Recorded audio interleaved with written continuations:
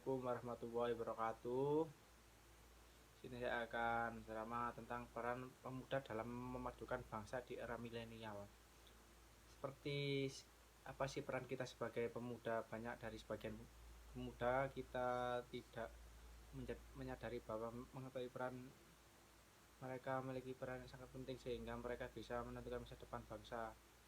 Dunia ini sudah move on dari zaman kuno memasuki era milenial. Di era ini disebut sebagai masa di mana teknologi berkembang dengan pesat dan menjadi sebuah gaya hidup bagi para generasi di dalamnya. Di era ini dengan segala kecanggihan teknologi, tingkat persaingan semakin tinggi sehingga menuntut kualitas kerja manusia ditingkatkan. Pemuda harus mampu beradaptasi dengan cepat, belajar dan menjadi lebih baik, serta melakukan navigasi yang lincah dan agar cepat memecahkan setiap masalah. Jika kita membicarakan pemuda, sebenarnya sudah menonjol sejak zaman penjajah. Bagaimana tidak ada pemuda turut mengambil dalam kemerdekaan. Peran pemuda kala itu adalah bertempur melawan penjajah dengan cucuran keringat dan kekuatan mereka dibutuhkan merebut NKRI di tangan penjajah.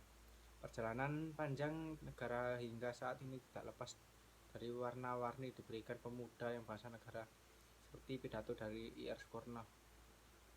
Beri aku 10 pemuda akan kugoncangkan dunia. Menyiratkan sangat dalam pemuda membuat perubahan sosial erat berkaitan dengan pembangunan individu maupun kelompok. Hal ini sejalan dari pemuda agen di masa depan menuju perubahan, pembangunan, dan kemajuan perubahan. Perbedaan menjadi ciri khas pemuda era milenial. Sebelumnya adalah pengembangan teknologi. Sekarang ini telah menjadikan para pemuda milenial masuk dalam dunia digital.